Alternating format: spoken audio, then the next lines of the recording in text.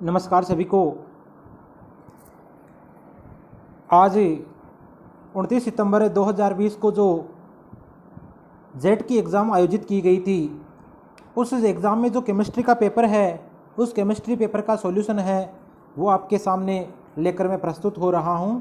तो देखिएगा, सबसे पहला जो क्वेश्चन अपना ये था कि आपका जो ग्लूकोज होता है, इस ग्लूकोज अणु का आणविक द्रव्यमान कितना होता है।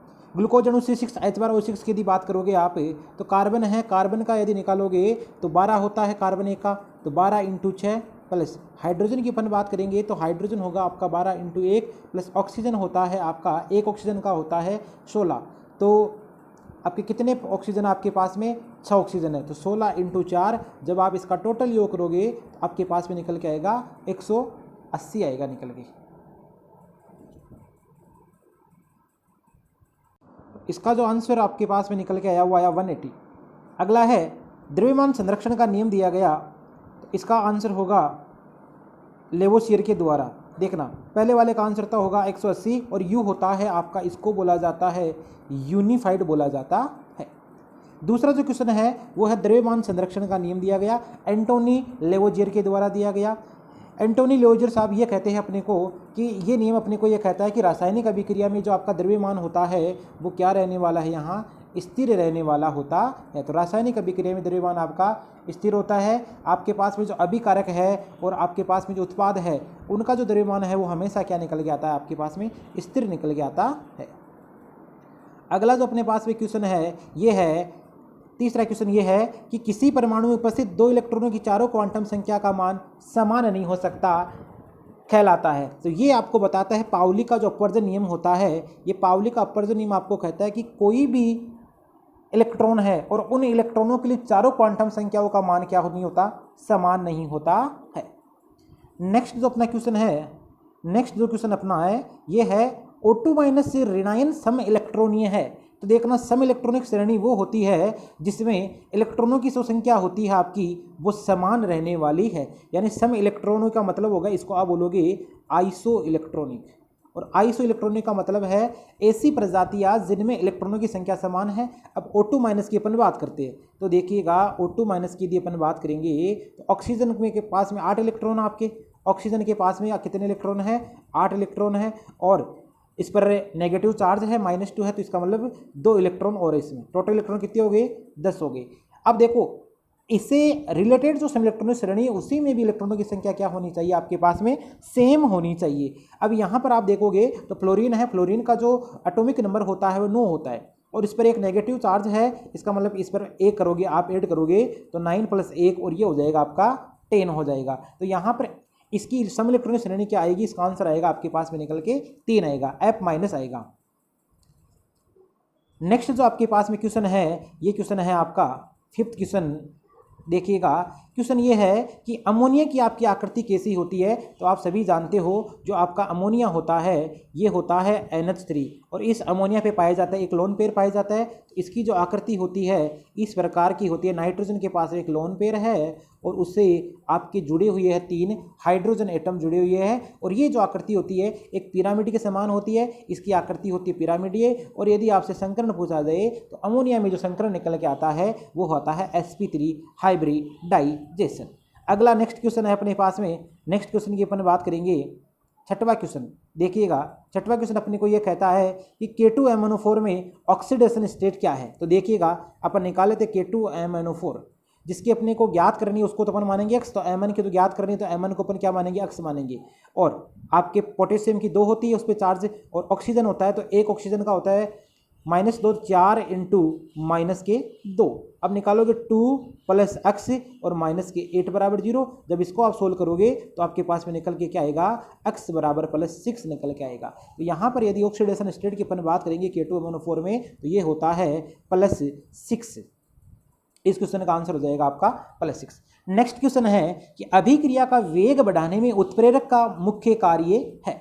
तो देखना, उत्प्रेरक आपका क्या करता है? किसी भी रासायनिक अभिक्रिया के वेग में परिवर्तन भी कर सकता है और उसमें कमी भी कर सकता है। यानी मुख्य काम यही है कि उसका उत्प्रेरक अभिक्रिया के वेग में परिवर्तन करता है। अब क्वेश्चन में देखो आंसर दे रखिए कि अगर अभिक्रिया की दर में वृद्धि। दूसरा, अभिक्रिया का पथ में क्या कर देगा, ये परिवर्तन कर देगा, जैसे सक्रियण ऊर्जा क्या हो जाती है, घट जाती है। इसको ऐसे समझना आप, जैसे यहाँ पर ये कोई रिएक्शन हो रही है, ये रिएक्शन हो रही है। अब मान लो इस रिएक्शन में उत्प्रेरक नहीं है तो इसने इतना टाइम लगाया, ये इसकी क्या है, सक्रियण ऊर्जा है। अब जैसे ही आपका मान लो कोई उत्प्रेरक की उपस्थिति में कोई अभिक्रिया हुई, तो उत्प्रेरक की उपस्थिति में अभिक्रिया होने के कारण अब ये अभिक्रिया, जैसे ऐसे आपका प्रोडक्ट बन रहा है, मान लो बी प्रोडक्ट बन रहा है, तो अब जो अभिक्रिया होने वाली है तो वो क्या हो जाएगी, अभिक्रिया के सक्रियण ऊर्जा में कमी आ जाती है। तो सक्रियण ऊर्जा के मान में कमी आएगी, यही होने वाला क्या है आपका ऑप्शन राइट होने वाला है। तो इस ऑप्शन का आंसर हो जाएगा आपका 2 नंबर। नेक्स्ट क्वेश्चन की अपन बात करेंगे तो देखिएगा, अगला जो क्वेश्चन है आपके पास में वो है कि किसी भी रासायनिक अभिक्रिया के ताप में 10 डिग्री सेंटीग्रेड की वृद्धि करने पर अभिक्रिया का वेग स्थिरांक बढ़ जाता है। तो अभिक्रिया का वेग ये कहता है कि जब भी कभी आप अभिक्रिया का वेग बढ़ाते हो तो उसी के अकॉर्डिंग 2 से 3 गुना तक क्या हो जाता है, अभिक्रिया का वेग बढ़ जाता है। लेकिन यहाँ पर आपका क्या रहने वाला है, करीब 2 गुना तक अभिक्रिया का वेग है वो बढ़ जाता है। अगला जो अपना नवा क्वेश्चन है, नवा क्वेश्चन अपने को यह कहता है कि देखिएगा NH2 माइनस है, इसका संयुग्मी अम्ल पूछा हुआ है। तो देखिएगा NH2 माइनस, ये NH2 माइनस बना है आपका, इसने NH3 ने क्या किया है, एक प्रोटॉन को त्यागा है। तो देखो ये NH3 आपका, जैसे ये NH3, ये NH3 तो होता है यहाँ पर एक संयुग्मी अम्ल, इसका संयुग्मी अम्ल पूछा है। तो आप क्या देखोगे यहाँ पर, ये इसने एक प्रोटॉन है वो त्याग किया है, तो ये बना है, इसका संयुग्मी क्षार बना है और ये इसकी स्पीशीज है वो संयुग्मी अम्ल है। तो इसका आंसर क्या हो जाएगा, NH3 हो जाता है। अब नेक्स्ट क्वेश्चन की अपन बात करेंगे यहाँ पर।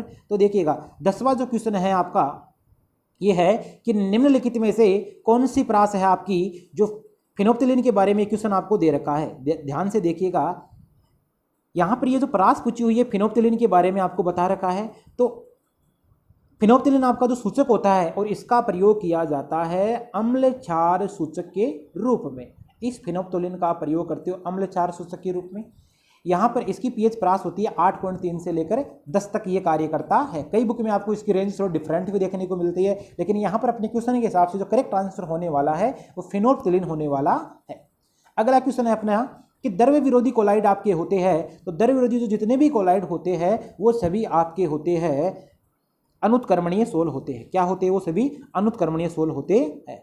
नेक्स्ट क्वेश्चन देखिएगा, अपना अगला क्वेश्चन है 12वां क्वेश्चन। क्वेश्चन ये है कि ब्राउनीय गति की खोज किसने की। तो देखना ध्यान से, ब्राउनीय गति की खोज, ब्राउनीय गति की खोज जो करने वाले वैज्ञानिक थे उनका नाम था रॉबर्ट ब्राउन। क्या नाम था उनका, रॉबर्ट ब्राउन। तो रॉबर्ट ब्राउन साहब ने ब्राउनीय गति की क्या की, खोज की। नेक्स्ट क्वेश्चन अपने पास में 13वां क्वेश्चन है, निम्नलिखित में से कौन सी विधि एल्यूमिनियम धातु प्राप्त करने के लिए प्रयुक्त होती है। यानी अपने को उस विधि का नाम बताना है जहां से अपने को एल्यूमिनियम धातु होती है वो प्राप्त होती है। तो ध्यान दीजिएगा, अपना पहला ऑप्शन इसमें हो जाएगा सी। देखिएगा ये होता है संगलित एल्यूमिना Al2-3 और क्रायोलाइट होता है आपका Na3Al6 है, उसका क्या करता है, ये विद्युत अपघटन कर देता है। इसका करेक्ट आंसर हो जाएगा आपका 13वीं का 1। नेक्स्ट देखिएगा 14वां क्वेश्चन अपने पास में, सल्फाइड अयस्कों के सांद्रण में किस विधि का प्रयोग किया जाता है। तो ध्यान से, सल्फाइड अयस्कों का सांद्रण जब आप करते हो तो उसमें किया जाता है झाग पलवन विधि का, और इसके अलावा जो लोहे अयस्क वगैरह होते हैं उनमें चुंबकीय पृथक्करण विधि का आपको क्या किया जाता है, प्रयोग किया जाता है। अगला क्वेश्चन है अपने पास में, निर्जलीकृत Na2CO3 यानी इसको बोला जाता है सोडियम कार्बोनेट। क्या बोला जाता है, सोडियम कार्बोनेट कहा जाता है। ये होता है आपका सोडा एस। इस सोडा एस को, निर्जलीकृत Na2CO3 को सोडा एस कहा जाता है। नेक्स्ट जो अपना क्वेश्चन रहने वाला है अपना, ध्यान से देखिएगा, अगला क्वेश्चन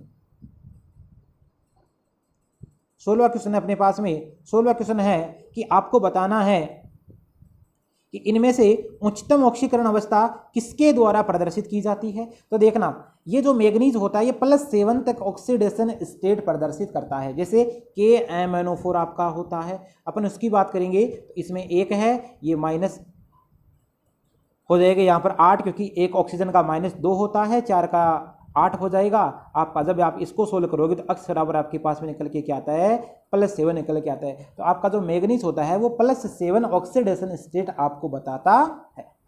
अगला क्वेश्चन आपको दे रखा है कि वात्या भट्टी जो होती है उसमें आयरन ऑक्साइड है वो किसमें अपचयित हो जाता है आपका। तो आयरन ऑक्साइड है वो हो जाता है आपके कार्बन द्वारा हो जाता है, अपचयित हो जाता है। नेक्स्ट क्वेश्चन की अपन यहाँ बात करेंगे, 18वां क्वेश्चन है अपना, तो ध्यान से देखिएगा।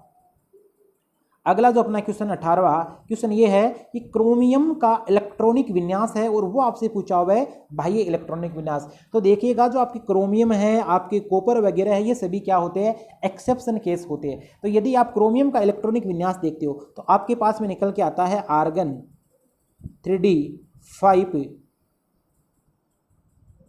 आर्गन 3d4 4s2 निकल के आता है। लेकिन अपने को क्या करना है, जो आपके ये स्थायित्व की बात करनी है, तो स्थायित्व में देखोगे तो 1 2 3 4 और ये 5, आप क्या करोगे, इसमें एक एक इलेक्ट्रॉन भरोगे तो एक इलेक्ट्रॉन है वो ऊर्जा का विनिमय करके किस में चला जाएगा, इस 3D कक्षक में चला जाएगा। तो यहाँ पर आपको देखने को ये मिलेगा कि ये जो आपके होते हैं ये अर्धपूरित जो आपके कक्षक होते हैं, उन अर्धपूरित कक्षकों का क्या होता है, स्थायित्व होता है। और अर्धपूरित कक्षकों के स्थायित्व के कारण इसका जो इलेक्ट्रॉनिक विन्यास निकल के आएगा वो आपका 3d5 4s1 निकल के आता है। अगला क्वेश्चन है, निम्नलिखित में से आपको इस प्रकार का एलिमेंट बताना है जिसके द्वारा ज्वाला परीक्षण नहीं दिया जाता है। तो इसका आंसर आप क्या बताओगे कि बेरिलियम जो आपका होता है, इस बेरिलियम के द्वारा ज्वाला परीक्षण नहीं दिया जाता है। अगला क्वेश्चन देखिएगा, नेक्स्ट जो आपके पास क्वेश्चन है वो है निम्न में से प्रतिचुंबकीय है, निम्न में से प्रतिचुंबकीय है। तो देखिएगा इसका जो आंसर होने वाला है वो होने वाला है आपका जिंक जो आपका होता है, इसमें होता है 3d10 4s2 होता है। अब 3d10 4s2 आप देखते हो 2 इलेक्ट्रॉन निकले, 3d10 रहा।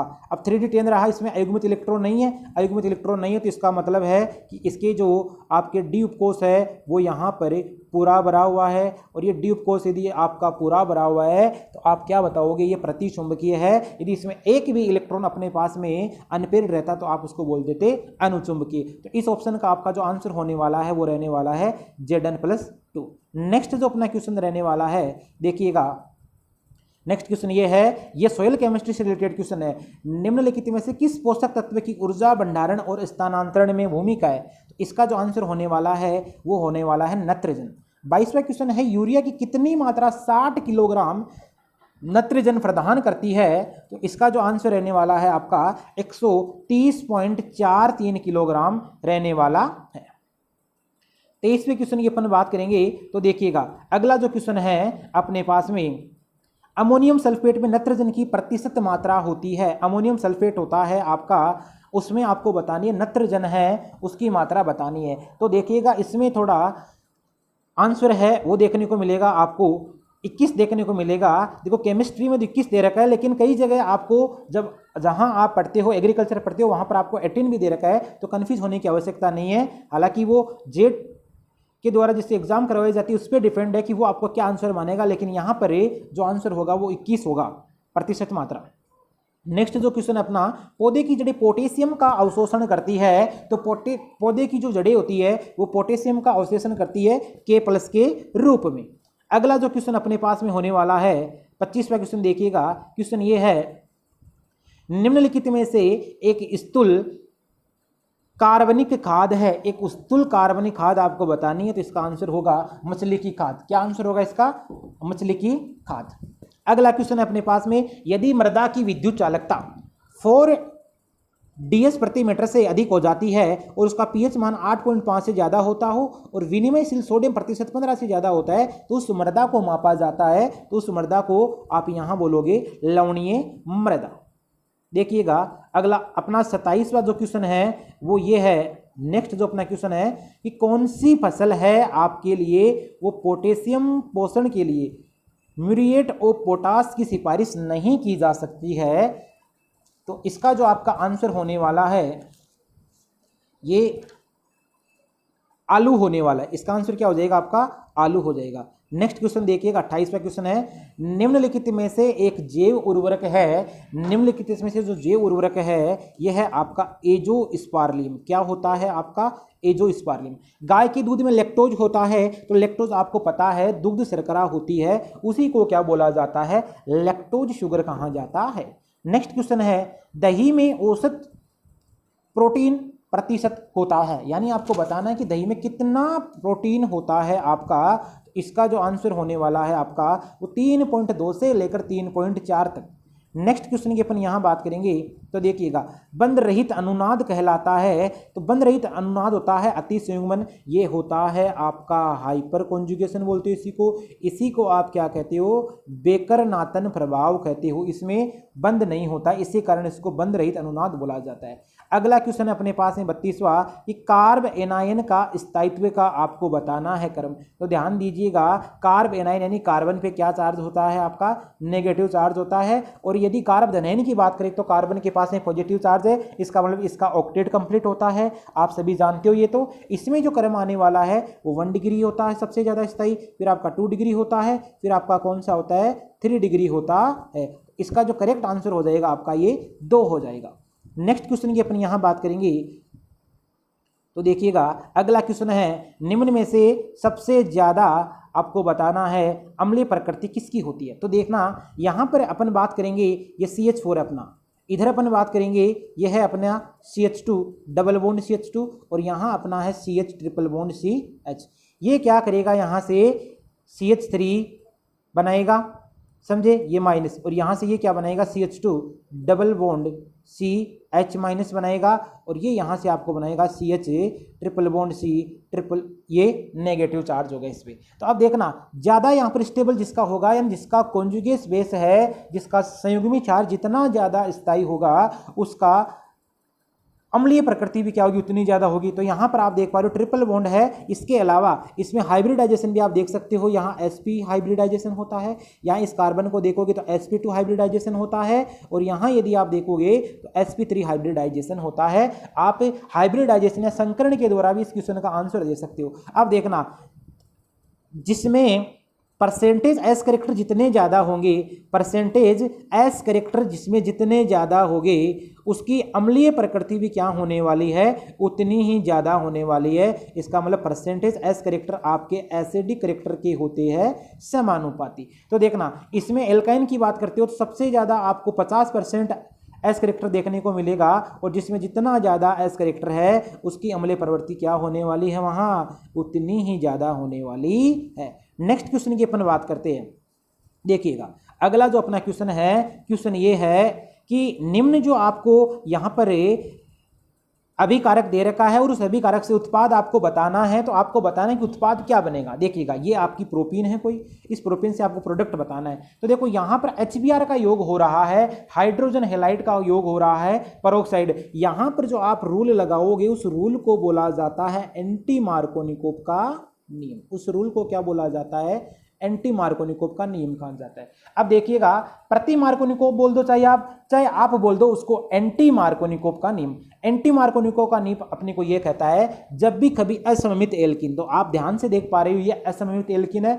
असममित एल्कीन पर हाइड्रोजन हेलाइड का करवाया जाता है योग, हाइड्रोजन हेलाइड का योग करवाया जाता है, तो वहां पर